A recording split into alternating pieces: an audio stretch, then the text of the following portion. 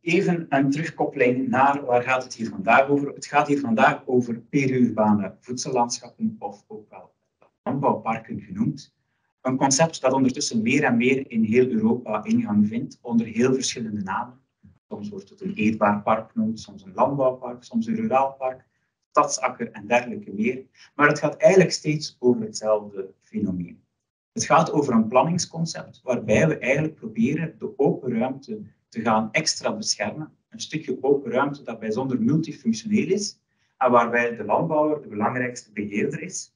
Maar we gaan die bescherming versterken door allerlei ecologische, educatieve en sociale en recreatieve functies gaan toevoegen aan het gebied. En door in relatie te gaan met stedelijke structuren en actoren. Dat is eigenlijk het concept van die periurbane voedsellandschappen of landbouwparken.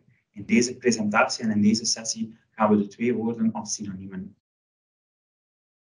Nu, van waar komt die interesse vanuit het ILVO naar die landbouwparken? Dat vindt eigenlijk zijn origine bij het pilootproject Productief Landschap.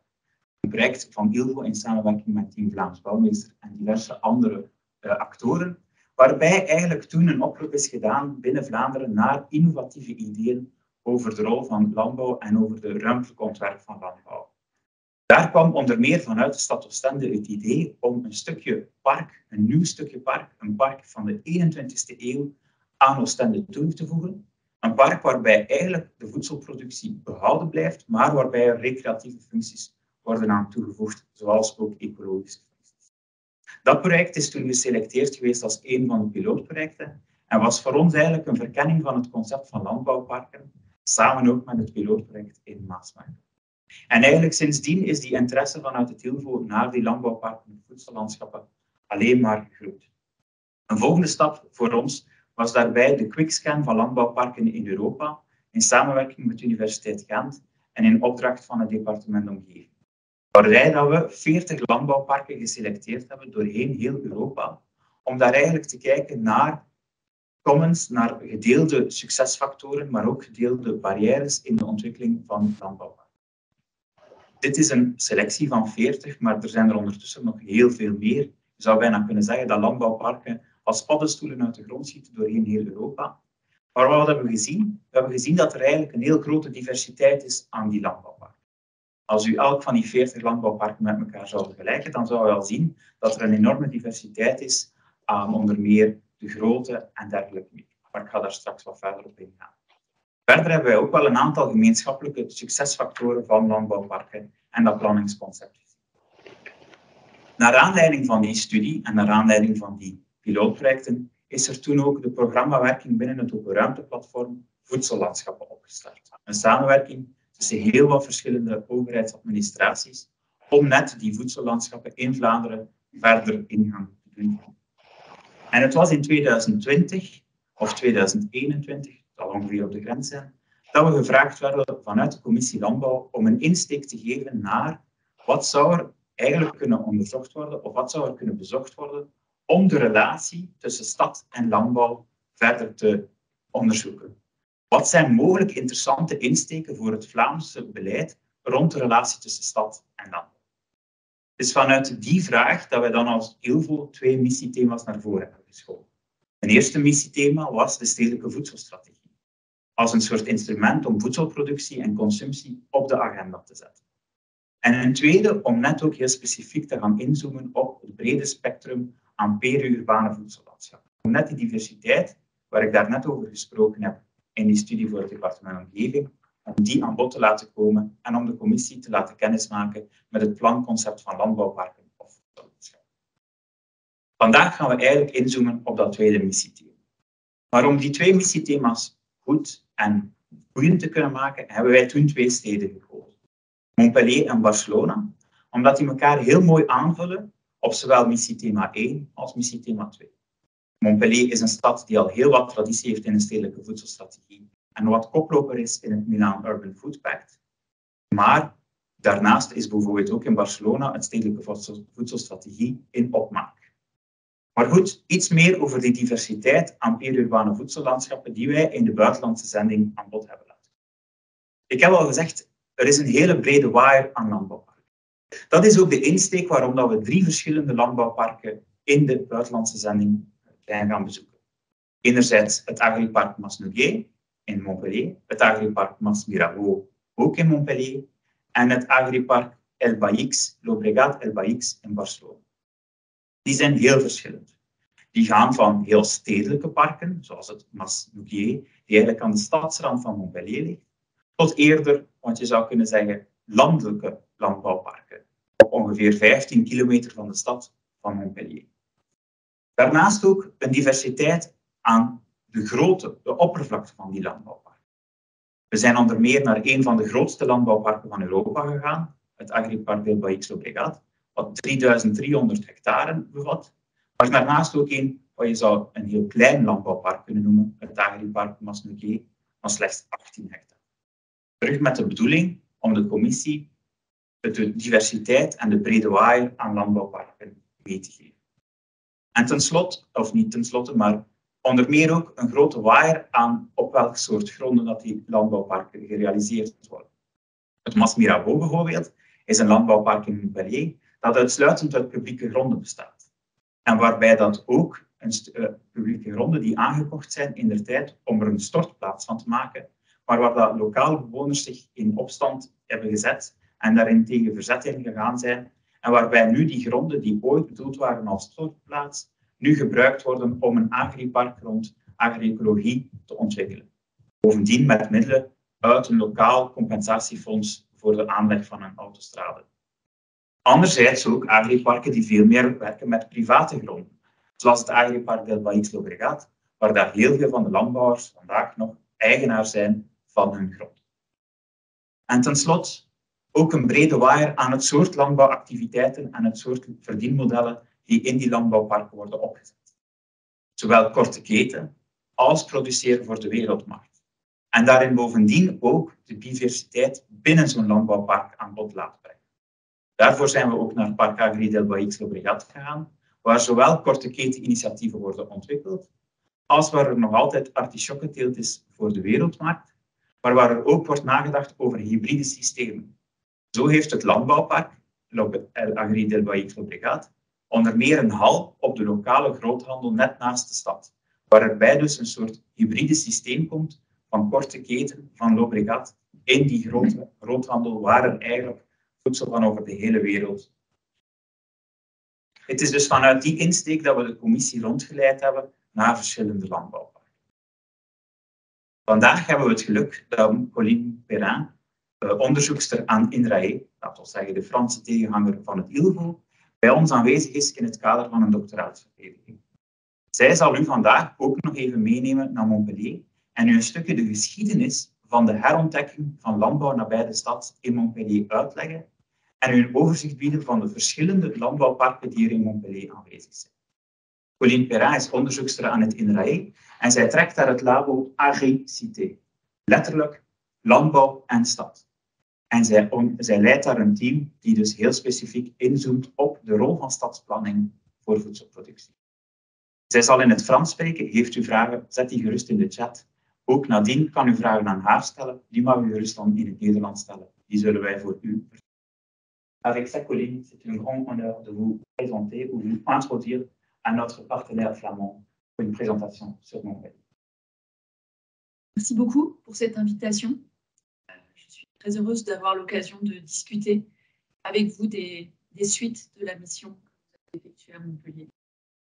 Je vais donc vous parler des agriparcs de Montpellier, mais il me semble important de replacer ces agriparcs dans l'histoire des relations de la ville avec l'agriculture. Je vais d'abord avoir un petit temps de présentation sur ça, sur l'évolution des liens ville-agriculture, et puis après on fera un zoom sur 4 agriparcs qui sont actuellement actifs, ouverts, visitables à Montpellier. Donc Montpellier, c'est une ville qui est au sud de la France, près de la Méditerranée, qui compte environ 500 000 habitants dans la région urbaine, et c'est une ville en très forte croissance. Elle a triplé sa population depuis 1960. C'est une ville qui attire des habitants d'ailleurs en France, du nord de la France, mais qui a aussi accueilli une population importante d'Afrique du Nord. Elle a des relations de longue durée avec l'agriculture, parce que historiquement, c'était une ville dont l'économie était fondée sur la vigne, sur la viticulture, avec une monoculture de la vigne. Et donc, les bourgeois de Montpellier, c'était des négociants du vin. Et puis, à partir de 1960, la ville a tourné le dos à l'agriculture. Elle s'est développée sur un narratif complètement différent, tourné vers le tourisme, l'économie tertiaire, l'idée que Montpellier pourrait devenir la Silicon Valley après l'installation de IBM et d'entreprises de haute technologie. Et dans cette rhétorique de la ville, l'agriculture n'avait plus sa place.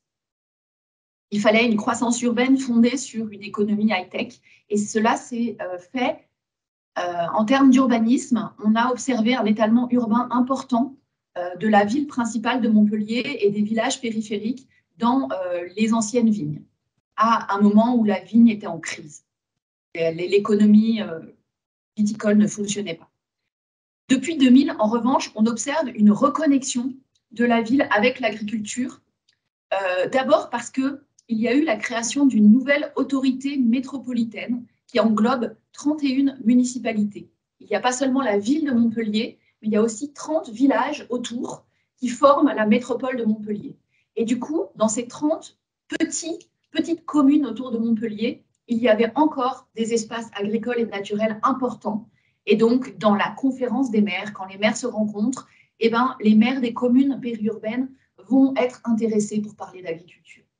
Et cela va aussi correspondre, les années 2000, à des nouvelles initiatives à l'interface entre la ville et l'agriculture que je vais vous présenter et qui sont certaines publiques, d'autres privées, vous allez voir. La première évolution, c'est une diversification de l'agriculture par rapport à des demandes des citadins pour avoir accès à la nature, pour une agriculture un peu différente, pour avoir une alimentation de proximité. Dans un contexte de crise du secteur viticole, il y a de l'espace libre pour d'autres filières. Ça va être des céréales, comme le blé, avec des grandes cultures qui partent à l'export. Ça va être aussi des fruits et légumes en circuit court ou en circuit long, les deux. Et puis des activités de hobby farming, notamment l'olivier, que vous voyez sur l'image en haut, et puis des chevaux. Pour des activités équestres faites par les citadins. Alors là, la nouveauté, c'est des nouvelles productions. Les paysages vont changer. On n'a plus seulement un océan de vignes autour de Montpellier. On a un paysage agricole un peu plus diversifié. On a aussi des nouveaux profils d'agriculteurs. Et on commence à avoir un discours sur la multifonctionnalité de l'agriculture périurbaine. C'est-à-dire que l'agriculture périurbaine, elle n'est pas seulement dédiée à la production de biens agricoles, de produits agricoles, mais on va aussi avoir un intérêt pour l'agriculture, peut-être pour des activités de loisirs. Et les acteurs de ces initiatives sont des acteurs privés. Les initiatives vont être individuelles ou collectives. Elles vont impliquer des agriculteurs et des résidents citadins non agriculteurs. Ensuite, il va y avoir une évolution de la vigne et du regard porté sur la vigne et le vin. Le secteur viticole en crise s'est restructuré avec une amélioration de la qualité, un développement d'indications géographiques. Et donc, il y a beaucoup d'exploitations viticoles qui ont fermé, mais il y a aussi des domaines viticoles qui produisent aujourd'hui un vin de qualité qui est mieux reconnu. Et du coup, la ville va changer son regard sur le vin. Elle n'a pas voulu en entendre parler de 1960 jusqu'à 2000. Et là, à partir de 2000, la ville reconnecte avec le vin, aussi parce qu'elle y voit la possibilité de développer des activités touristiques en lien avec le vin dans la campagne, mais aussi dans la ville. Par exemple, elle organise une fête des vignes chaque année sur la place principale de Montpellier. Le vin est progressivement intégré dans la stratégie de marketing territorial. Et donc là, on a à la fois une dynamique privée, ce sont les agriculteurs, les syndicats agricoles, les coopératives qui vont changer la manière de faire du vin, mais on a aussi un soutien public de la métropole, notamment pour la commercialisation, pour faire de la publicité pour le vin. Et dans les paysages, cela se traduit par l'aménagement de routes des vins dans la campagne, et puis par l'ouverture des espaces publics urbains pour que les agriculteurs viennent dans la ville présenter leurs vins, vendre leurs vins sur les places publiques. Ensuite, on observe dans les années 2000 un essor d'initiatives portées par des citoyens sur les circuits courts, ce qu'on appelle en France des AMAP, c'est-à-dire des paniers où une famille contractualise avec un agriculteur pour acheter ses produits une fois par semaine, mais elle s'engage sur 6 mois pour acheter les produits. Un essor des marchés paysans et puis des jardins collectifs et partagés. Donc là, on voit vraiment un intérêt nouveau des citadins pour l'agriculture et l'alimentation locale. Les initiatives vont être plutôt privées, avec des nouvelles alliances producteurs-consommateurs, mais aussi une reconnaissance institutionnelle. Par exemple, quand la ville va mettre à disposition des parcelles pour faire des jardins collectifs et partagés. Là, ça va être sur du foncier public, des nouveaux espaces cultivés dans la ville. Ensuite, un moment très fort de l'histoire de reconnexion des liens entre la ville et l'agriculture à Montpellier, c'est le SCOT, le schéma d'aménagement à l'échelle métropolitaine, qui a été élaboré en 2006 et où il y a eu une inversion du regard porté sur les espaces agricoles et naturels. Traditionnellement, on voyait les espaces urbanisés comme des espaces pleins et les espaces agricoles et naturels comme des espaces vides, le blanc de la carte. Et l'inversion du regard a consisté à renverser la carte et à voir les espaces naturels et agricoles comme les espaces en couleur, où il se passe des choses, où il y a une diversité d'activités économiques, où c'est important pour le paysage, et qui sont donc importants à protéger, et non plus, et du coup, à montrer sur la carte les espaces urbanisés comme du blanc. C'était une démarche un peu provocatrice pour dire, bah oui, on va agir, on peut aussi faire de l'aménagement, réfléchir au paysage sur les espaces ouverts. Et cette rhétorique, elle justifie en même temps la densification urbaine, alors que dans la région, il y avait une tradition d'étalement urbain, d'habitat individuel dispersé dans les espaces agricoles et naturels. À partir du SCOT de 2006, toutes les constructions vont être beaucoup plus denses. On va avoir de l'habitat collectif ou des maisons individuelles beaucoup plus serrées, beaucoup plus denses. Donc là, on a vraiment l'utilisation par la métropole de Montpellier d'un instrument national d'aménagement pour préserver les terres agricoles. Et ce n'est pas comme ça dans toutes les villes en France. Montpellier a été reconnue comme une ville pionnière sur cette problématique-là. Et les acteurs ont été là, des acteurs publics. Il y a eu un rôle des urbanistes. Il y a eu aussi un rôle de mon équipe de recherche à INRAE qui a produit le diagnostic agricole qui a servi à justifier cette inversion du regard et ensuite à délimiter des limites à l'urbanisation plus claire, un zonage strict et qui justifie l'étalement urbain. Ensuite, les agriparcs, ils étaient planifiés dans ce SCOT. C'était le mot d'agriparc, il était inscrit dans le schéma d'aménagement de 2006, mais ils se sont concrétisés à partir de 2010, à partir de différentes opportunités foncières. Ces agriparcs à Montpellier sont toujours sur du foncier public, mais qui va être mis à disposition de différents acteurs. Donc d'abord, l'agriparc, ça a été juste un mot dans un document d'aménagement urbain.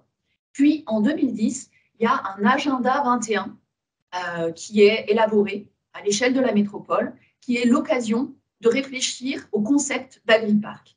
Qu'est-ce que c'est qu'un agriparc? Qu'est-ce qu'on veut mettre dedans?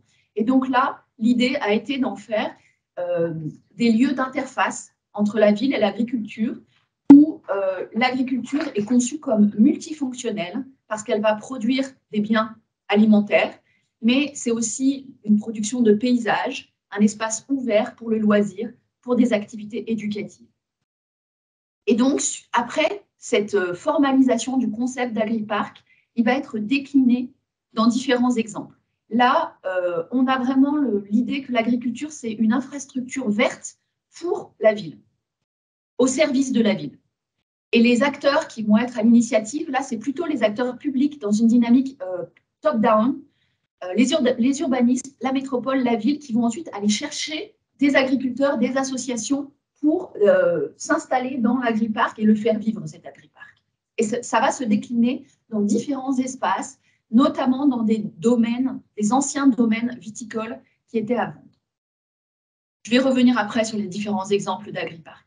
Mais juste la dernière étape de reconnexion entre la ville et l'agriculture que je voulais mentionner avant de zoomer sur les agriparcs, c'est la stratégie métropolitaine, agroécologique et alimentaire qui a été élaborée en 2014. 2014, c'est un moment important parce qu'à l'échelle nationale en France, il y a eu une loi portée par le ministère de l'Agriculture et de l'Alimentation pour encourager les territoires locaux, les collectivités locales, les villes, les régions, à mettre en œuvre des politiques alimentaires à l'échelle locale. Et Montpellier s'est saisi de cette opportunité et a élaboré une politique agroécologique et alimentaire qui encourage la transition des activités agricoles, mais qui reconnaît une diversité de profils d'agriculteurs, d'agriculture périurbaine. La nouveauté, c'est donc une politique publique alimentaire à l'échelle locale. Ça, c'est complètement nouveau et c'est tout à fait en phase avec des dynamiques à l'échelle internationale. L'année suivante, il y a la signature du pacte de Milan pour les stratégies alimentaires urbaines en 2015. Donc, il y a vraiment une effervescence à l'échelle internationale sur ces urban food policies. Et Montpellier rentre dans cette dynamique. Elle commence à échanger avec beaucoup de villes du monde. Et ça se traduit localement par une nouvelle gouvernance avec la coordination entre 9 politiques sectorielles au sein de la métropole et une politique qui va être co-construite entre l'échelle de la métropole et l'échelle des 31 municipalités. Les acteurs donc, de cette politique sont plutôt des acteurs publics. Ça va être la métropole et les communes, mais il y a aussi à nouveau un rôle de la recherche avec mon équipe qui a fait le diagnostic en 2014 pour montrer quelles étaient les politiques sectorielles qui pouvaient être impliquées et puis pour illustrer les différentes bonnes pratiques à travers le monde pour parler des exemples de Toronto, de Belo Horizonte, de Bristol, toutes ces villes qui avaient déjà fait des choses intéressantes sur la question agricole et alimentaire. Mais ça va ouvrir un espace de dialogue local pour parler d'agriculture urbaine, périurbaine à Montpellier. Donc, en conclusion, Montpellier montre la diversité des initiatives privées, économiques, citoyennes à l'interface ville-agriculture depuis les années 2000. Et ensuite, un changement d'échelle en cours depuis cette politique agroécologique et alimentaire. Il y a vraiment une nouvelle gouvernance, une reconnaissance institutionnelle et une volonté de combiner ces différentes initiatives dans une politique cadre, de faire des réseaux d'acteurs et de le traduire dans une stratégie territoriale à l'échelle métropolitaine. Donc, on voit que cette reconnexion en cours entre la ville, l'agriculture et l'alimentation, elle est basée sur la combinaison d'initiatives hétérogènes, mais qu'elle demande du temps. Ce que je vous ai raconté, c'est 20 ans de travail. Et donc, c'est un processus qui est en cours de consolidation. Voilà. Pour poursuivre, donc, je vais vous faire un zoom sur le foncier public et sur les agriparcs. Donc, le foncier public, je considère que ça peut être un levier d'action agricole en périurbain. Montpellier, donc c'est une ville, c'est une métropole, vous voyez, où il y a encore des espaces agricoles et naturels. Là, vous avez le périmètre des 31 communes. Donc, en rouge, les espaces urbanisés, artificialisés, qui représentent un tiers à peu près du territoire. En jaune, les espaces agricoles, qui représentent un autre tiers du territoire à peu près. Et en vert, les espaces, les milieux naturels, qui représentent le plus gros tiers. Et la stratégie en termes d'aménagement du territoire est de maintenir à peu près cet équilibre des 3 tiers. Si maintenant on regarde ce qu'il y a à l'intérieur des espaces agricoles, on compte à peu près 640 exploitations agricoles, 10 000 hectares, plus 3 000 hectares de friches d'espaces qui pourraient être agricoles, mais qui ne sont pas utilisés par l'agriculture actuellement. La viticulture domine l'économie agricole au niveau économique, mais en termes d'espace, on a à peu près un tiers de vignes, un tiers de grandes cultures. Donc ce que j'appelle les grandes cultures, c'est le blé, le fourrage, d'autres céréales. Et puis 40% de prairies et d'élevage, donc ça représente des espaces importants, mais en termes économie agricole, comme c'est des prairies, c'est souvent de l'élevage extensif, plutôt des brebis chez nous. Donc ça ne va pas représenter beaucoup d'exploitation agricole. Le foncier public, c'est un point d'intérêt nouveau pour la métropole, assez récent. Il y a eu une étude qui date de 2020 par la métropole qui a voulu cartographier précisément tout le foncier public à l'échelle de la métropole. Moi, j'avais fait un travail de recherche sur cette question-là depuis dans les années 2012-2013 et qui avait beaucoup intéressé la métropole parce que j'avais montré qu'il y avait à peu près 20% de foncier public. Mais en fait, ce foncier public se concentre dans certaines communes. Et ce qui est intéressant, ou ce qui est peut-être difficile, c'est que ce foncier public, il n'appartient pas seulement aux communes, aux municipalités, il appartient à différentes institutions publiques. Les municipalités, bien sûr, mais aussi la métropole, et puis d'autres acteurs publics. Ça va être des échelons administratifs supérieurs, comme le département en France. Ça peut être aussi le Conservatoire du littoral, qui a acheté des terres le long du littoral, ou ça peut être d'autres instances publiques, auxquelles je ne reviendrai pas. Mais donc, depuis aujourd'hui 2 ans, il y a vraiment une volonté de la métropole de travailler sur ce foncier public, qui représente quand même, à l'échelle de la métropole, vous voyez, 8600 hectares sur les espaces non construits, qui sont zonés au plan d'urbanisme comme des espaces agricoles et naturels, ou dans ce qui était prévu comme des extensions urbaines. Et la moitié environ appartient à la métropole ou aux communes. Et sur ces 5000 hectares ou 5500 hectares qui appartiennent à la métropole et aux communes, seulement 1000 hectares sont cultivés actuellement. Ça veut dire qu'il y a des espaces possibles pour faire des projets. On pourra revenir dans les questions, si vous voulez, sur cette question sur ce foncier public. Maintenant, je vais vous donner 4 exemples d'agriparcs qui ont été réalisés dans les 10 dernières années sur ce foncier public, mais du coup sur des espaces plus restreints. Donc, le premier, le plus ancien, c'est l'agriparc de Viviers, qui représente 110 hectares en propriété métropole. Si on regarde sur la carte page précédente, c'est l'îlot rouge que vous voyez là, au nord de la carte. Donc cet agriparc, ça a été d'abord une opportunité foncière. C'était une famille en indivision qui possédait 200 hectares d'un seul tenant et qu'elle voulait vendre pour 4 millions d'euros. Donc là, vous voyez l'emprise, il y avait un château, il y a un bois autour et ensuite en périphérie, des terres agricoles. Et donc, c'est ces 110 hectares agricoles qui ont ensuite été alloués par la métropole à des agriculteurs. Donc, la métropole a racheté ces 200 hectares et elle a ensuite demandé à un organisme agricole qui s'appelle la SAFER, qui est une institution publique-privée, je dirais, c'est peut-être un petit peu un rôle de contrôle des transactions sur le marché foncier. La SAFER va regarder toutes les transactions et vérifier si ce sont bien des agriculteurs qui achètent. Et éventuellement, elle peut bloquer l'achat pour réorienter les terres vers l'agriculture. Et là, la métropole de Montpellier n'avait pas d'historique de travail sur les terres agricoles, elle ne savait pas faire, elle n'avait jamais travaillé sur ces questions agricoles. Et du coup, elle a confié ce foncier public à la SAFER pour que la SAFER, qui avait une expérience sur l'agriculture, choisisse les agriculteurs à installer sur cet agriparc. Et la SAFER, du coup, a alloué ces terres agricoles publiques à 16 agriculteurs actifs, 10 viticulteurs pour 30 hectares, 5 céréaliers et faisant aussi du fourrage pour 60 hectares et 1 maraîcher sur 10 hectares. Ce qui est assez intéressant, c'est qu'elle la métropole a aussi voulu installer un espace test agricole.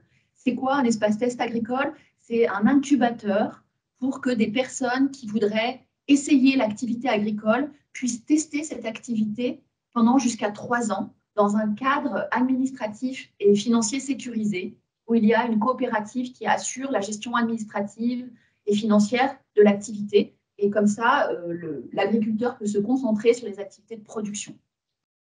Et donc, cet espace test agricole a bénéficié de 10 hectares sur ce foncier public pour que des agriculteurs essayent des activités, notamment en maraîchage biologique, en circuit court ou des activités liées à l'environnement, comme l'entretien des espaces verts.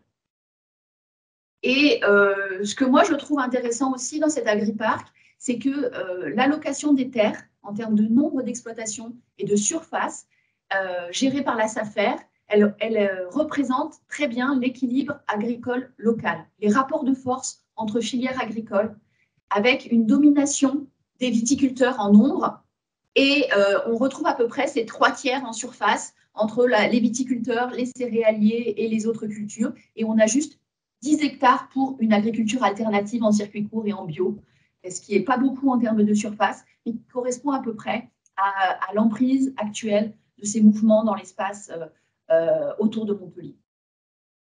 Ensuite, le deuxième exemple, c'est en 2015-2017, juste après que la métropole a adopté la stratégie agroécologique et alimentaire dont je vous ai parlé, cette politique volontariste à l'échelle métropolitaine. La métropole a voulu faire une nouvelle allocation de foncier public de manière différente, gérée directement par les services de la ville, de la métropole, et non pas par la SAFER. Donc cette allocation, elle a été beaucoup plus lente, ça a pris presque 2 ans, alors qu'avec la SAFER, ça avait été fait en 1 mois. Mais les objectifs, ils étaient assez différents. L'objectif était vraiment de favoriser l'agroécologie et les circuits courts. Donc il y a eu l'allocation de terre à un maraîcher bio en circuit court qui faisait des paniers, des AMAP, dont je vous ai parlé tout à l'heure, ailleurs, et qui perdait ses terres parce que les terres devaient être récupérées par le propriétaire. Et du coup, là, il a vu l'opportunité de s'installer sur ces terres publiques pour pouvoir continuer son activité, qui était une activité qui fonctionnait déjà bien, qui était consolidée, viable au niveau économique.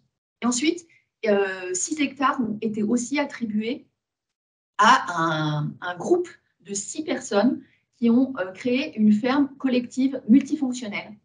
C'était 6 personnes qui sortaient de l'espace test agricole dont je vous ai parlé juste avant. Donc, ils avaient testé leur activité sur l'agriparc de Viviers, et là, ils ont pu s'installer de manière beaucoup plus pérenne, durable, sur la ferme que vous voyez en photo en bas à droite. Donc là, vous voyez les agriculteurs en dessus.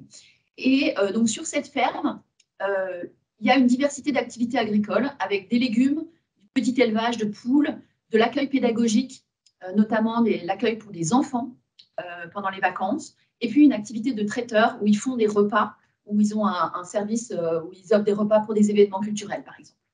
Et vous voyez qu'il y avait un bâtiment ancien qui a dû être réhabilité et qu'on est vraiment à la limite d'une zone de bureau en pleine construction juste derrière. C'était des terres qui avaient été achetées par la métropole avec une perspective d'urbanisation pour faire des bureaux et qui finalement font l'objet d'une allocation à des agriculteurs. Donc c'est un rétrozonage finalement. Les espaces qui devaient être urbanisés ne vont pas l'être. Et l'objectif pour la métropole, c'était surtout d'élaborer une méthode pour montrer qu'il est possible d'allouer des terres publiques à des agriculteurs. Et donc, et d'encourager ensuite les municipalités à faire la même chose sur le foncier qui leur appartient dans les 31 communes. Et donc là, elle a mis à disposition une méthode toute prête avec, par exemple, la rédaction d'un appel à candidature assez clair dans lequel sont précisés les différents critères pour sélectionner les agriculteurs avec un scoring, avec des points. Si la personne fait des circuits courts, elle aura plus de points. Il est obligé qu'elle soit en agriculture biologique, etc. Et il y a une volonté de justice entre les différents candidats avec des visites de sites collectives ouvertes à tous où les agriculteurs vont pouvoir poser toutes leurs questions et la réponse à leurs questions va ensuite être mise sur un site web où tous les gens qui sont intéressés par ces terres vont pouvoir avoir le même niveau d'information sur ces terres allouées. Voilà pour le deuxième exemple. Donc, troisième exemple, c'est l'agriparc du Mas-Nouguier. Donc, c'est un très petit agriparc qui est vraiment dans la ville, au cœur de la ville de Montpellier. Là encore, on a une opportunité foncière. La ville de Montpellier avait acheté un ancien domaine viticole pour faire un nouveau quartier de logement. Vous voyez le projet d'aménagement là sur la photo en haut à droite de la slide. Et en fait, ils ont fait un diagnostic environnemental et ils se sont rendus compte qu'il était impossible de construire sur l'ensemble du périmètre parce qu'il y avait des problèmes sur la gestion des inondations et sur la préservation des trames vertes et bleues. Et donc, au lieu d'urbaniser l'ensemble du périmètre, ils ont décidé de garder entre 17 et 18 hectares non bâtis.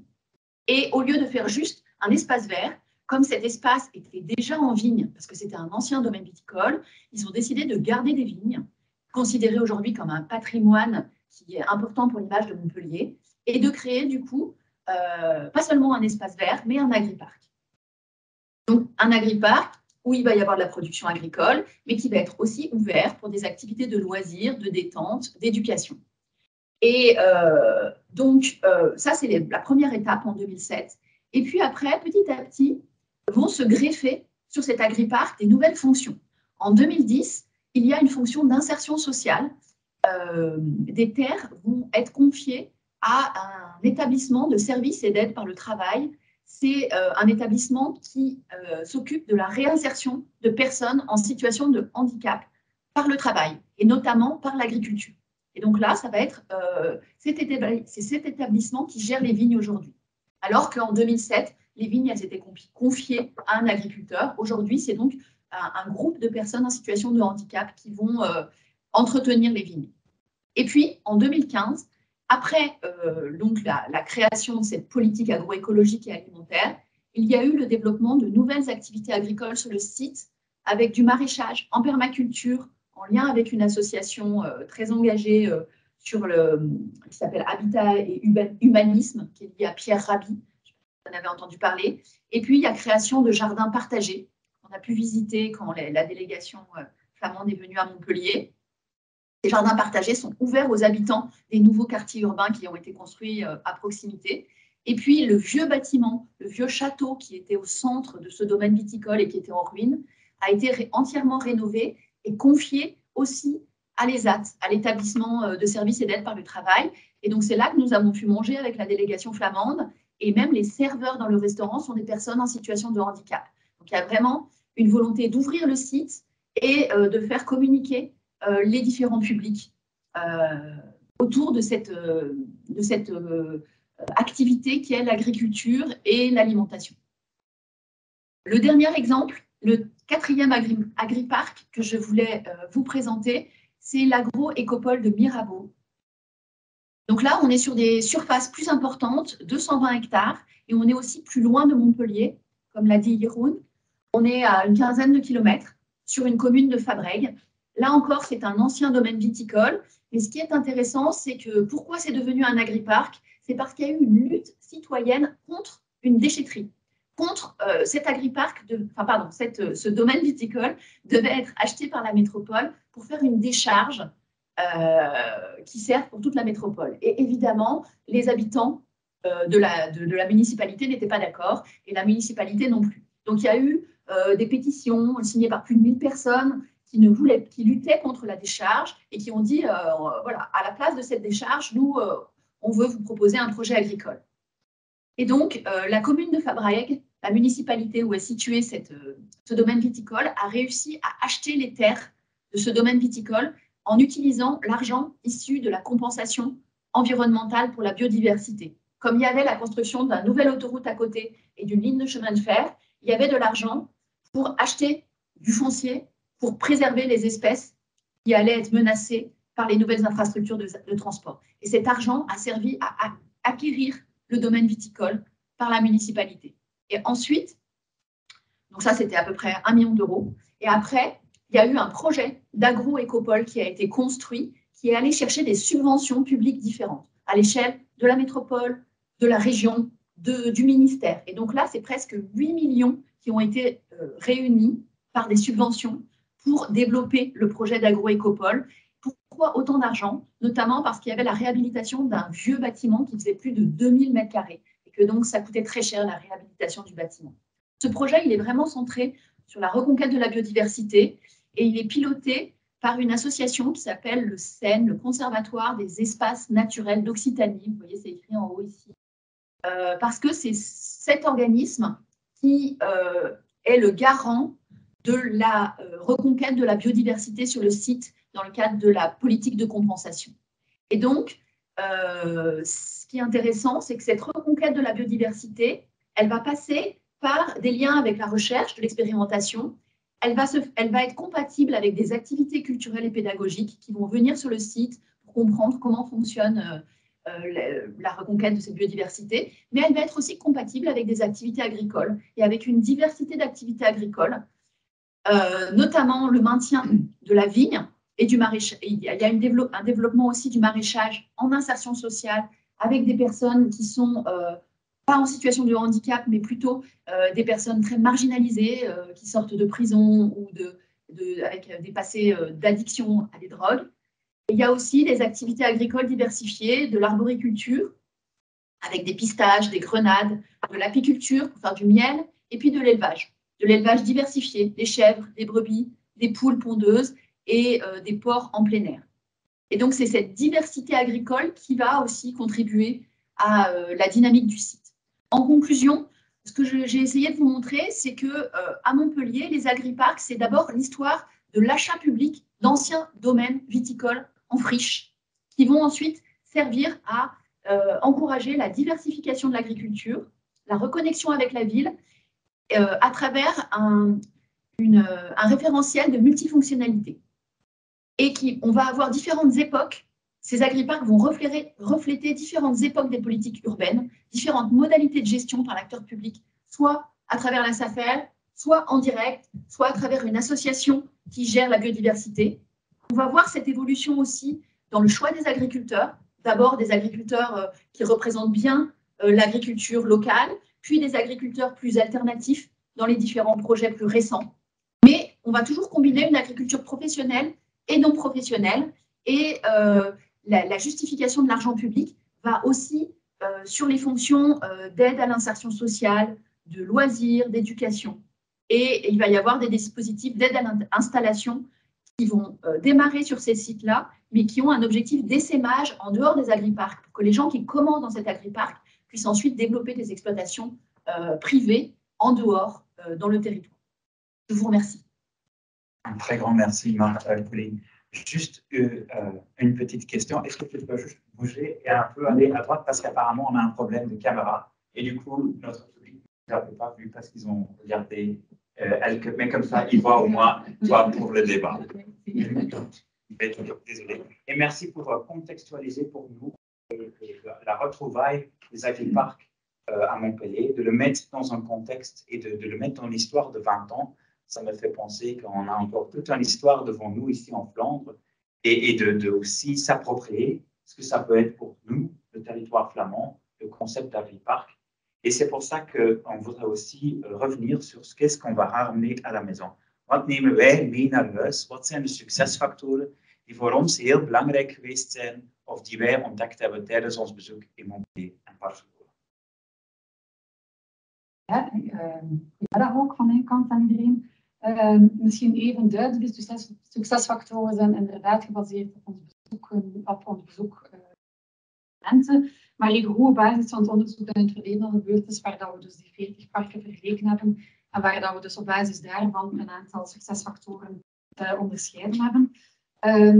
Meteen naar de eerste, die denk ik zeer belangrijk is dat we zagen dat we in al die parken echt een verhaal zien. Dus er wordt getracht een verhaal, een identiteit te creëren voor een bepaald gebied. En dat kan zijn tegen iets, zoals we daarnet gezien hebben, tegen de komst van een containerpark of afvalsite. In het geval van het park in Barcelona was dat tegen de komst van een soort Eurovegas, een soort Las Vegas in Europa. Maar evengoed in Keulen, waar we in het verleden ook nog op bezoek geweest zijn, was het tegen de komst van studio's voor televisie en radio. Maar goed, het kan ook voor zijn natuurlijk, zoals bijvoorbeeld in het park Nouguier, waar we ook geweest zijn, waar dat je zegt van oké, we hebben hier een bepaalde historische site en we willen een verhaal creëren rond die historische site en daar ook een bepaalde groene ruimte rond creëren. Een groene ruimte waar we niet enkel een traditionele parkstructuur creëren, maar waar dat we ook een landbouwelement willen. Maar heel belangrijk, en dat hebben we gezien doorheen al die 40 parken die we bestudeerd hebben, is dat er een soort van story-based marketing is. Dus dat er echt een identiteit, een verhaal aan het gebied komt. En waarom is dat zo belangrijk? Omdat het heel belangrijk is om mensen een gebied te laten kennen. En dat gebeurt nu eenmaal gemakkelijker als er een verhaal, een identiteit aan dat gebied hangt. En Hans, het idee van die landbouwparken die dicht bij de stad gelegen zijn, is eigenlijk ook wel ergens om die open ruimte te kunnen beschermen. En als mensen gehecht geraken aan een bepaald gebied, omdat ze daar ook een connectie kunnen leggen met die landbouwers bijvoorbeeld, maar ook omdat ze daar andere functies kunnen gaan uitoefenen, zoals bijvoorbeeld de educatie of zoals bijvoorbeeld de recreatie, dan zullen ze ook meer geneigd zijn om achteraf te gaan vechten voor dat.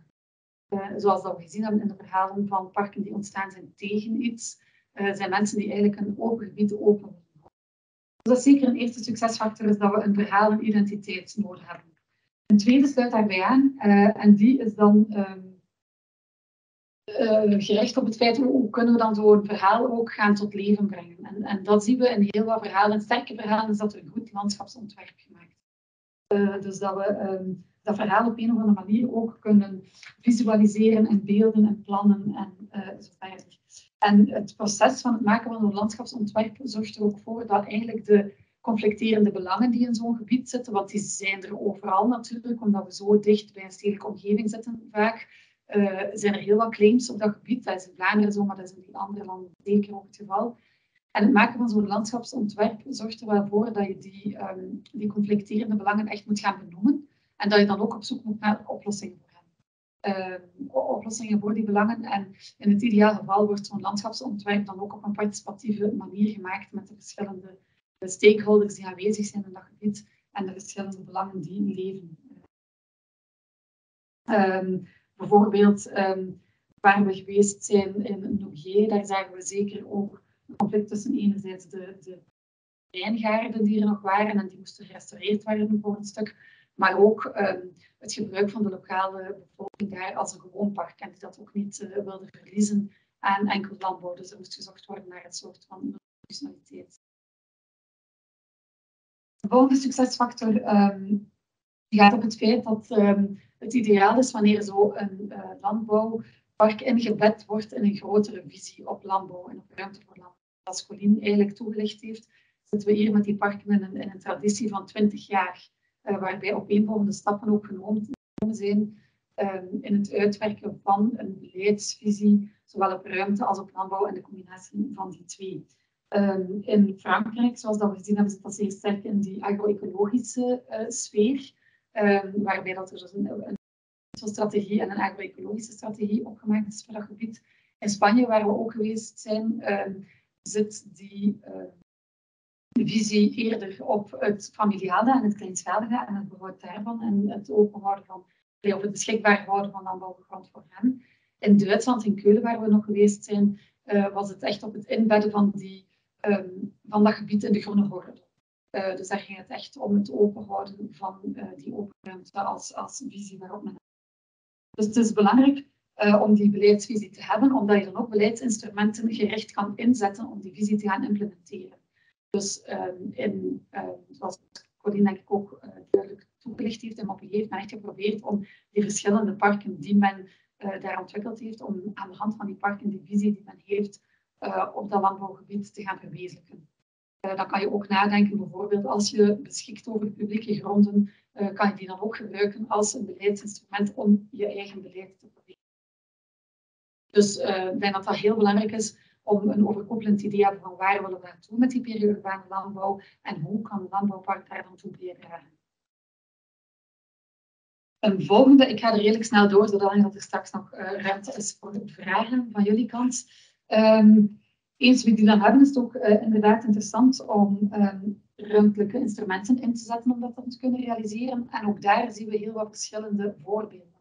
En dan wil ik hier eventjes graag ingaan op het landbouwpark in Barcelona, waar er eigenlijk een soort van ruimtelijk bestemmingsplan gemaakt is. En daar heeft men dus echt een zonering toegepast over welke grond zou kunnen ingezet worden. Dus we kunnen dat doen via een bestemmingsplan, maar dus ook via een actief gronden- en pandenbeleid, zoals dat eigenlijk meer in Frankrijk of in meer gebeurt, waar dat dus de overheid gaat kijken hoe dat de publieke gronden die ze zelf in bezit hebben, of die ze eventueel aankopen, hoe dat die kunnen ingezet worden om te kunnen. Daarnaast hebben we ook parken gezien waar dat eigenlijk geen beleidsinstrumenten ingezet worden, zoals bijvoorbeeld in het Belvedere Park in Keulen. Daar zijn er eigenlijk geen beleidsinstrumenten ingezet geweest. Daar is het enkel verhaal En dus die eerste succesfactor, die identiteit, en die identiteit voor zich laten werken en laten spreken. Dus daar heeft men een gebied afgebakend, het een naam gegeven, het een verhaal gegeven en het ook op kaart aangeduid waar men naartoe wou, als een soort ideaal beeld en ontwerp, maar dus niet als een bestemmingsplan of niet als een ander beleid dat men daarop gezet. Dus, het kan ook voldoende zijn om enkel rond die identiteit te gaan werken. Het is moeilijk om te zeggen van je moet dit beleidsinstrument daarvoor inzetten. Ik denk dat het maatwerk is en dat elk gebied voor zichzelf best kijkt. Zijn er beleidsinstrumenten die kunnen ingezet worden en welke is dan het meest geschikt? Ik denk dat er in Vlaanderen zeker ook instrumenten zitten, bijvoorbeeld in de instrumentenkoffer rond landinrichting en zover die mogelijk ingezet zouden kunnen worden. Ook in Vlaanderen beschikken we over heel wat publieke grond. Het is niet altijd zo goed gekend of geweten, maar ook daar zouden we misschien meer gericht kunnen gaan kijken van kunnen we die publieke grond zetten om bepaalde beleidsdoelstellingen in die peri-urbane gebieden. Dan komen we tot nog een succesfactor. Een landbouwpark moet voordelen hebben voor landbouw. Ik denk dat dat zeer belangrijk is. Toch zeker als je landbouw als primaire functie daarin wil houden. En daar waren wij zeker geïnspireerd ook door het voorbeeld in Barcelona. Ik heb daarnet gezegd dat er een bestemmingsplan gemaakt geweest is. Dat bestemmingsplan is gemaakt op lange termijn. Maar jaar per jaar wordt er eigenlijk een soort managementplan uitgewerkt. En in dat managementplan worden concrete acties voor dat jaar vastgelegd.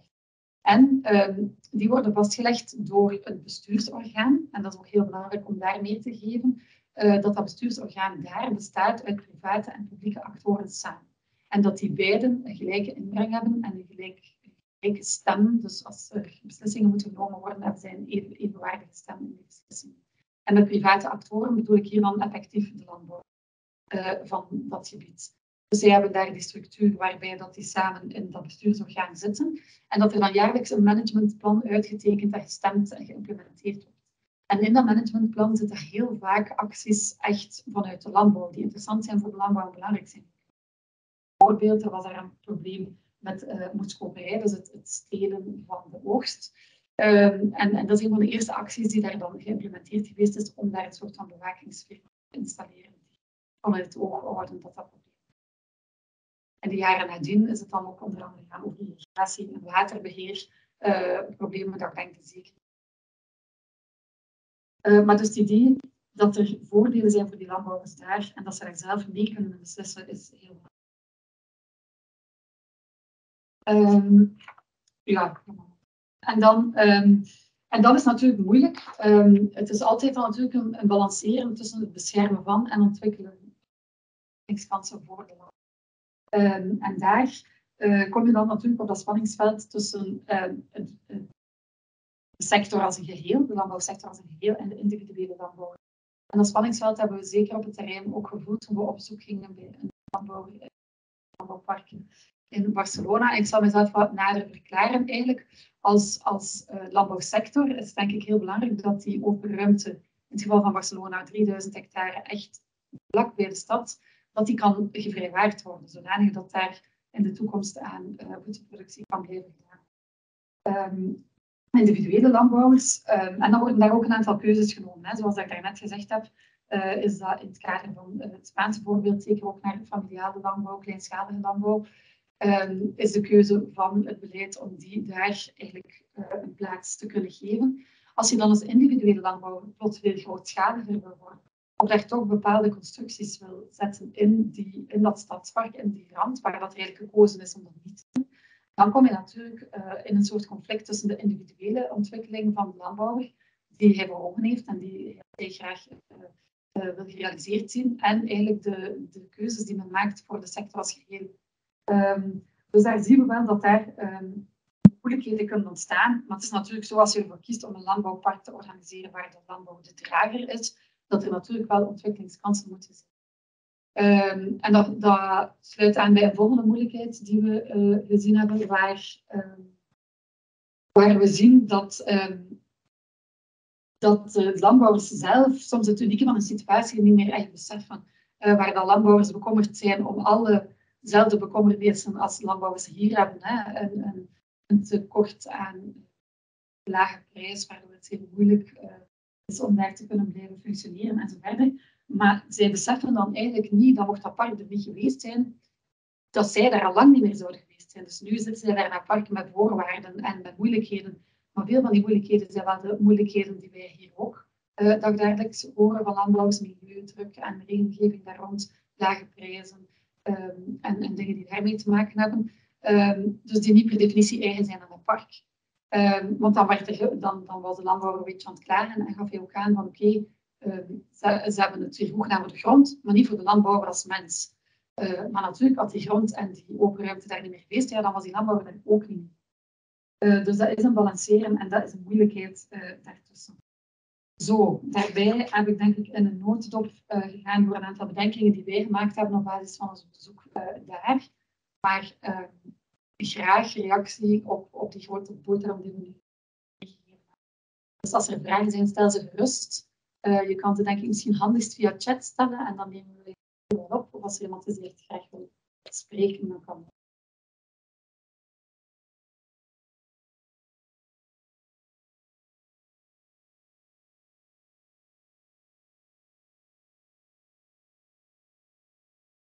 Echt bezig denk ik met deze, want dat is afschrijven.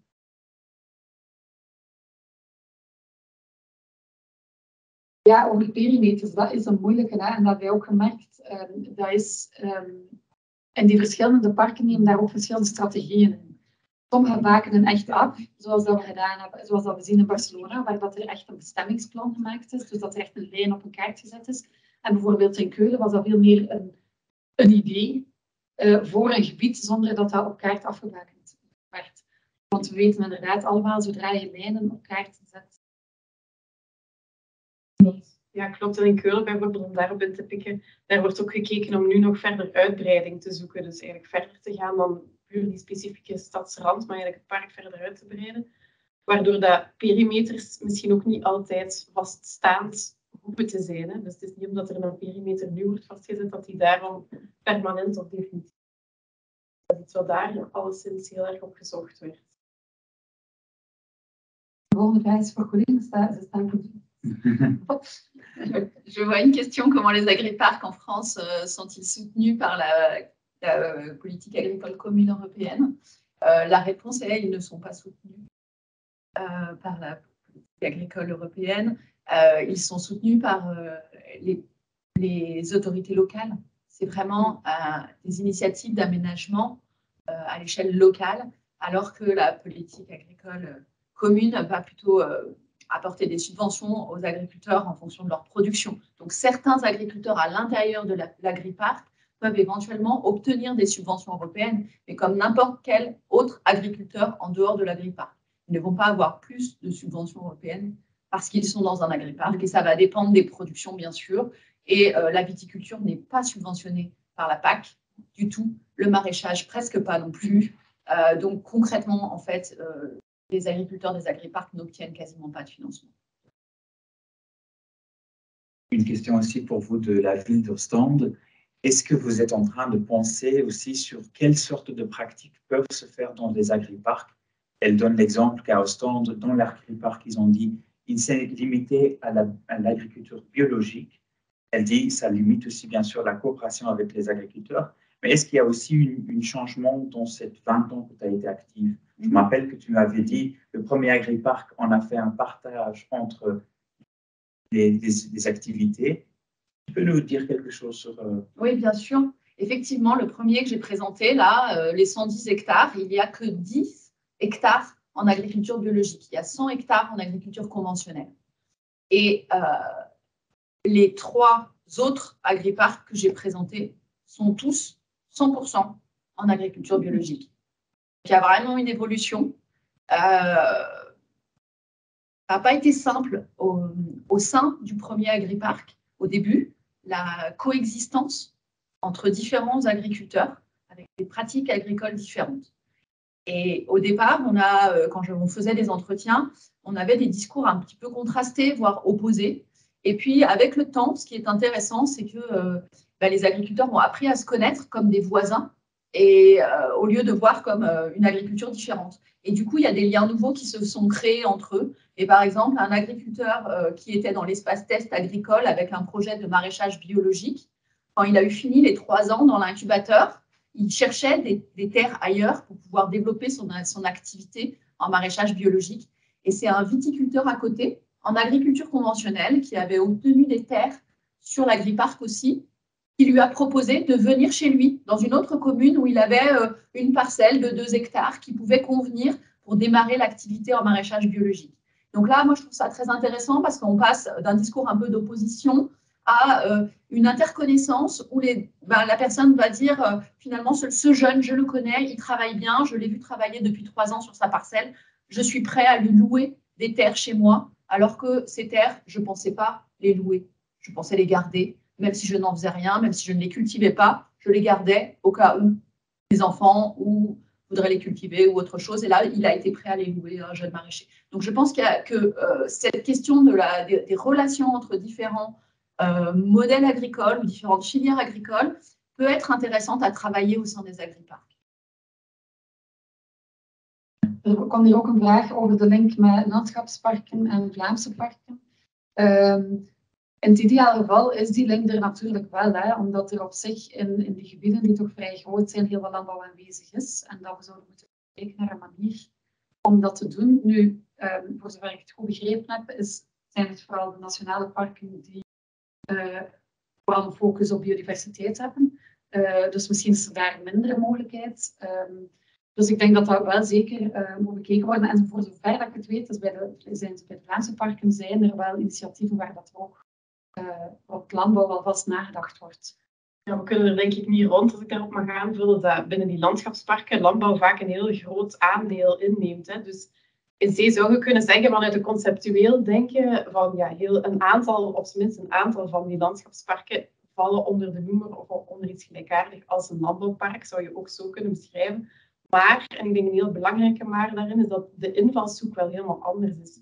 De invalshoek van landschapsparken is niet in de eerste instantie die landbouw als hoofdfunctie daar een plek in geven. Dat hoort daar natuurlijk bij, maar dat is niet de eerste invalshoek. Dus daar zit voor mij wel een belangrijk tussen die twee. Dus er is zeker een link, er is daar gelijkaardig concept in, zitten soms zelfs gelijkaardige doelstellingen in, maar het is toch niet helemaal 1 op 1. Het objectief waarom dat gedaan wordt, een landschapspark, is toch nog net iets anders dan in een landbouwpark. En dan wordt hier ook gevraagd naar de blik van de commissieleden die mee waren op bezoek. En ik zie niet in de lange lijst onmiddellijk wie dat allemaal is die hier nu aanwezig is. Dus maak jezelf gerust kenbaar als je graag wil reageren. Als je Wel, terwijl dan misschien de commissieleden die mogelijk aanwezig zijn even nadenken, zal ik ondertussen ook de vraag van Dirk vertalen. Dirk, je crois que Dirk il est en train de planifier son voyage à travers la France. Il demande, est-ce qu'il y a plusieurs villes en France qui sont en train de travailler avec ce concept agripark? Et est-ce qu'il y a aussi des différences entre villes? Oui, bien sûr. Le mot agripark, il n'y a que à Montpellier qu'on l'utilise, mais ailleurs, on va pouvoir entendre parler de parc agricole. Il y a notamment un parc agricole que les collègues de l'Ilvo connaissent bien, c'est celui de Lille, la Deule. Peut-être vous pouvez le présenter en néerlandais, en flamand. Mais sinon, il y a aussi une initiative du même ordre à Toulouse. Et puis, une ville qui est très connue pour son action sur l'agriculture, c'est Rennes, où le SCOT de Rennes a délimité ce qu'ils ont appelé des champs urbains. Donc, c'est des espaces, la ville a grossi le long d'axes, et donc les espaces qui restaient entre les axes, comme entre les doigts d'une main, ils ont décidé de les sanctuariser pour l'agriculture. Ils ont appelé ça des champs urbains. Et donc, il y a des projets faits sur ces champs urbains. Sur la question agricole, il y a aussi Grenoble et Lyon, ainsi que Nantes, qui sont très intéressants. Enfin bref, vous avez de quoi faire en France si vous voulez. Je peux vous donner des contacts, que ce soit des chercheurs ou que ce soit des personnes au sein des villes ou des métropoles dans ces différentes villes. Ça promet pour un voyage d'un mois ou de quelques jours. En même temps, ik zie dat Chris Steenwegen ondertussen waarschijnlijk kunt reageren op de vraag. Dus Chris, dat u gerust uw microfoon aan. Dag iedereen. Hoor je mij, Jeroen? Ja, wij horen u. Oké. Dus wij horen. Wel, maar Mieke heeft het net al in de chat ook gezegd. In opvolging van het bezoek hebben wij een conceptnota voorbereid. Een conceptnota is eigenlijk een discussienota die we indienen in het parlement om een gesprek verder te zetten met de parlementsleden, eerst de commissie, dan plenair, om de bestaande regelgeving en bestaande concepten eigenlijk een stukje aan te passen of bij te sturen. Die conceptnota gaat over wat wij genoemd hebben voedselregio's, maar dat sluit eigenlijk heel sterk aan hierbij. Dat is eigenlijk de achterliggende idee is dat wat we vandaag zien, is dat bijvoorbeeld korte keten heel sterk overgelaten wordt aan individuele landbouwers. Die kunnen die keuze maken, kunnen daar ook advies voor krijgen. Maar we zien dat er de tussenliggende structuren die vaak nodig zijn om die korte keten ook waar te maken, dat die verdwijnen. En ik denk bijvoorbeeld aan slachtlijnen voor boeren die bijvoorbeeld met kleine hoeveelheden dieren willen werken en ook hun eigen karkassen terug willen krijgen natuurlijk. Die dan bijvoorbeeld toch op een bepaalde manier gevoed zijn of buitenloop hebben gekregen enzovoort. Maar we zien ook andere verwerkingsinstallaties dat eigenlijk allemaal heel sterk gericht wordt op de grootschaligheid en dat mensen die een andere weg volgen op die manier het moeilijk krijgen. Dat is één aspect daarvan. Het andere is natuurlijk dat heel wat steden en gemeenten wel een lokale voedselstrategie hebben, maar dat natuurlijk zo'n strategie niet stopt aan de gemeentegrenzen. Vaak moet het niveau hoger liggen om bijvoorbeeld een divers aanbod van voedingsproducten te kunnen aanbieden aan consumenten. En vandaar dat idee een beetje gekopieerd, of zoals het in Wallonië bijvoorbeeld bestaat, waar dat soort voedselregio's ook bestaan. Men noemt het daar voedselgordels als je het letterlijk vertaalt, de centuur. Maar voilà, dat is een conceptnota die wij ingediend hebben en waarbij we ook verwijzen naar wat we gezien hebben op de commissiezending, die zeer interessant was en waar je ziet dat dat er toch de overheid daar een belangrijke rol kan spelen door een aantal dingen te faciliteren. Hier is ook al gesproken over bijvoorbeeld grond in openbaar bezit. Ook dat is een aspect in die nota natuurlijk. Hoe kunnen wij de gronden die we nog hebben als overheid niet teloor laten gaan door ze gewoon op de markt te verkopen, maar hen toch te blijven inzetten, bijvoorbeeld in het kader van die lokale voedselstrategieën. En dus wij pleiten om een soort tussenniveau te creëren dat het Vlaams Gewest zou kunnen opnemen om per regio iemand vrij te stellen om daar werk van te maken, om een stukje dat proces te faciliteren, om ook landbouwers te kunnen verenigen. En we zien in de wetgeving een aantal obstakels, bijvoorbeeld samenwerking tussen boeren wordt wel sterk ondersteund, bijvoorbeeld ook vanuit het GLB, maar dan gaat het over een sterk verticale werking. De veilingen, alle groentetelers verenigen zich om via veilingen dan hun marktpositie te verstevigen of ook een afzet te kunnen garanderen. Maar je ziet natuurlijk dat het hier gaat over zeer diverse producten. Mensen die zich meer regionaal organiseren, die een assortiment aan producten willen samenbrengen binnen een regio. En daarvoor die komen eigenlijk niet in aanmerking. Ook de formules die men juridisch opzet, coöperatieves waar ook consumenten deel van uitmaken, die passen eigenlijk niet altijd in de huidige regelgeving. Dus die conceptnota probeert dat soort dingen van naar voren te brengen. En ik hoop, en we hebben nu de afspraak binnen de commissie ook, dat er hoorzittingen zullen worden georganiseerd. Waarbij we trouwens ook jullie denken om naar de commissie nog eens af te komen. Om dat gesprek en dat debat verder te voeren. Hoe we kunnen dat soort strategieën versterken, ook in Vlaanderen. En dus de ideeën die we uit de commissie, uit de zending hebben opgenomen, om die ook in Vlaanderen ergens meer ingang te kunnen doen vinden. Voilà. Misschien in dat kader nog even reclame maken. Colleen die is hier ook vandaag omdat ze in de jury zit van een doctoraat, dat deze namiddag dus een preliminaire verdediging kent. En dat gaat een groot stuk rond publieke grond in Vlaanderen. En daar is dat echt in kaart gebracht. En in hoeveelheden en in gebruik en in evolutie enzovoort. Dus eens dat het doctoraat succesvol verdedigd is, gaan we dat ook wel wereldkundig maken. En dat is wel interessant om te zien hoe dat het zit eigenlijk met onze publieke gronden. En om dat dan recht op kaart te zien hoeveel dat is en waar dat die ligt. Gefocust op Oost-Vlaanderen wel in eerste instantie. Ja. Er is één case in Oost-Vlaanderen, maar we hopen dat in de toekomst dan voor Frans-Vlaanderen. Mochten er nog andere volksvertegenwoordigers aanwezig zijn, ik kan hier niet de lijst kijken, dan steekt u gerust uw hand op als u ook wilt reageren. Ik zal ondertussen ook eventjes de vraag van Els Stevens naar het Frans vertalen voor Colline. Els vous demande, est-ce que c'est pas le base, cette stratégie d'alimentation locale, est-ce que c'est pas ça le base qu'il faut pour avoir vraiment cet espace pour les activités? Est-ce que c'est ça qui nous permet à avoir, par exemple, un prix honnête, un prix juste et aussi disons, un marché de consommation garanti? Parce que je crois que souvent ici, le concept d'agriparc est un peu en dehors de cette stratégie alimentaire. Est-ce que tu peux nous raconter encore un peu plus à quel point ils sont reliés? Est-ce que ça a été deux voies différentes qui se sont croisées? Ou est-ce que l'une est vraiment la base pour les agriparcs à Montpellier? Donc la ville, la métropole, elle s'est d'abord reconnectée avec l'agriculture avant de s'intéresser à l'alimentation. L'alimentation est vraiment venue seulement dans un second temps à partir de 2014. Donc les agriparcs, l'idée était déjà là 10 ans avant, et il y a deux premiers agriparcs qui ont démarré avant. Mais c'est vrai que cette politique, elle a donné, je dirais, un changement d'échelle et à une nouvelle orientation à ces agriparcs. Et les agriparcs aujourd'hui sont conçus comme un bloc, une brique dans une politique alimentaire qui contient beaucoup de briques. Je n'ai pas eu le temps de vous présenter toutes les briques de la politique alimentaire. Mais par exemple, il y a une brique sur la restauration collective et les cantines. Il va y avoir une brique sur les instruments de transformation innovants. Il va y avoir une brique sur un marché d'intérêt national, comme une plateforme logistique pour regrouper tout ce qui vient comme alimentation et en produits frais à Montpellier. Enfin, bref, donc il y a plusieurs briques.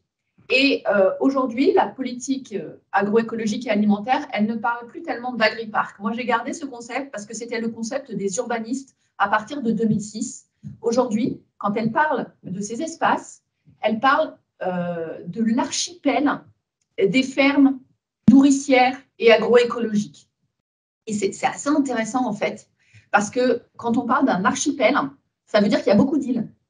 Il n'y en a pas juste 4, ce que je vous ai présenté. Les 4 agriparcs que je vous ai présentés sont 4 îles, mais il y en a beaucoup d'autres. Et les autres sont d'autres projets, soit portés par les municipalités sur du foncier public, soit des projets privés, qui sont mis en valeur par la politique agroécologique et alimentaire comme des fermes nourricières agroécologiques intéressantes. Et la politique va les choisir comme faisant partie de cet archipel à partir du moment où ces fermes sont ouvertes au public. Dès lors qu'elles acceptent d'accueillir du public pour déguster les produits, pour des activités pédagogiques ou récréatives, dès lors que ces fermes elles sont ouvertes vers les citadins pour différentes activités, elles peuvent faire partie de cet archipel et donc être valorisées par la métropole au sein de sa stratégie métropolitaine agroécologique et alimentaire. Et donc, je trouve que c'est intéressant de mentionner ça parce que ça montre que les agriparcs, ils étaient là avant, on a un changement d'échelle et qu'aujourd'hui, ils ne sont peut-être pas présentés de la même manière, mais c'était quand même une brique qui est importante, qui a contribué, je pense, à la formalisation de cette politique agroécologique et alimentaire. Je ne sais pas si j'ai répondu à la question. C'était très clair. Ik zie niet direct nog vragen, dus wacht. Oké, wacht. Het is denk ik een bedenking tussen de Vlamingen, Cathy naar Els toe. In ieder geval, denk ik, wil ik iedereen bedanken. Je veux surtout remercier Colline, pas seulement pour nous recevoir à Montpellier, mais pour une deuxième fois me donner une super histoire sur la longue histoire, 20 ans à Montpellier. Ça me donne l'idée que ça va aussi être 20 ans au moins qu'on travaille là-dessus en Flandre et je veux vous vraiment remercier pour toutes les explications et de nourrir pas seulement la ville de Montpellier, mais aussi le débat ici en Flandre sur les espaces pour l'agriculture en Flandre in een context urbanisé. Ik wil ook elke zeker bedanken voor reflecties op het einde van de reis. En ik wens jullie dan allemaal nog een hele productieve deze namiddag en waarschijnlijk tot in de wandelgangen van het ORP Voedsellandschappen. Dank u vriendelijk. Dag. Merci beaucoup. Au revoir.